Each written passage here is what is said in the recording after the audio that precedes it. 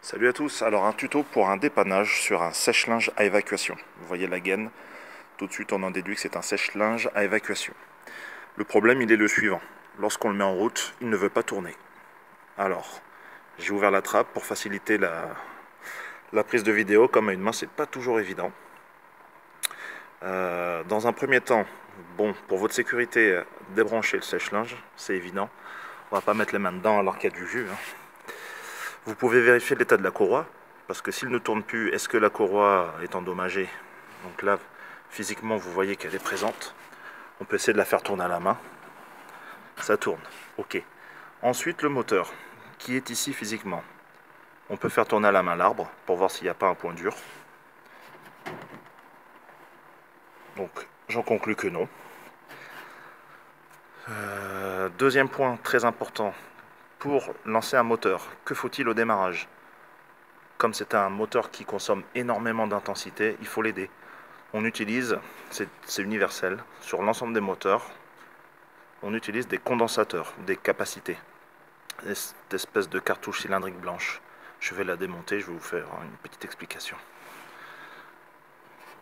Hop. Alors, je l'avais déjà débranché auparavant. Un point très important. Le condensateur, c'est une capacité, c'est-à-dire qu'il se charge. Sous tension, il se charge. Lors de l'arrêt de cet appareil, éventuellement, il peut se décharger à travers vos mains si vous malheureusement touchez l'écosse. Donc une précaution, moi je vous propose deux solutions. Vous prenez une pince, conducteur, et vous mettez en court-circuit les deux cosses en fixant un point autre que celui-là, parce que des fois ça peut arquer et faire du bruit. Ne vous inquiétez pas, vous avez l'outil qui vous permet de travailler en sécurité, c'est isolé. Ou d'une manière un peu moins sauvage, vous disposez de l'appareil de mesure. Hop. Alors, l'appareil de mesure, on va s'assurer qu'il n'y a pas de tension au cos du condensateur, donc je suis bien sur la tension, symbole V, alternatif comme continu, et je mesure la tension aux bornes. À une main, je vous promets, c'est pas facile. Donc, hop, tac, et je suis dessus, et là, on s'aperçoit qu'il y a 0 volt. Donc pas de danger, je peux mettre mes mains. Voilà, c'est fait. Ensuite, comme je vous disais, le condensateur, c'est l'aide ultime pour lancer les moteurs. Mais comment vérifier s'il est bon ou s'il n'est pas bon? Comme c'est un organe électrique, il a des valeurs, on le voit dessus. Ce petit logo avec un U, symbole grec, micro F farad, c'est l'unité qui est utilisée pour donner les valeurs au condensateur. Donc ce condensateur, comme on le voit, il fait 8 microfarad. Et à côté, on voit des chiffres. Alors, on voit -2, plus loin, plus ou 8%. Ce qu'il faut savoir, c'est que les condensateurs ont une tolérance.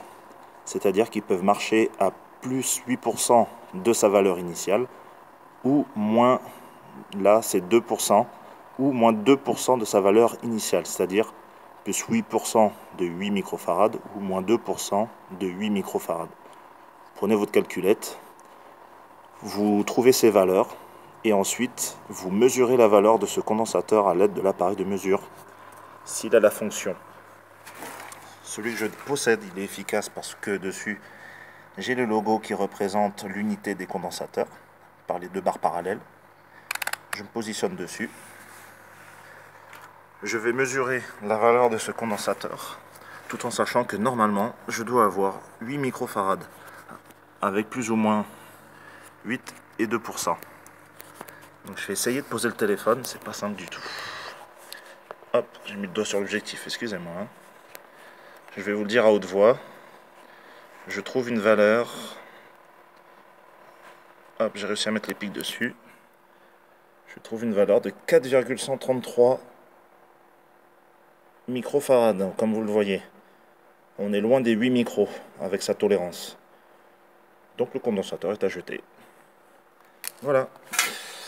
Donc vous en trouvez un autre, en général chez les fournisseurs ou fournisseurs de pièces électroniques très souvent.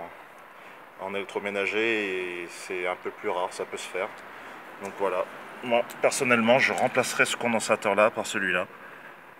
Il fait 8 microfarads aussi avec une tolérance de plus ou moins 5%. Le plus important c'est de respecter la même valeur initiale. Après les tolérances, on peut essayer de se rapprocher au maxi. Bon, j'espère que ce tuto vous aura été utile. A bientôt.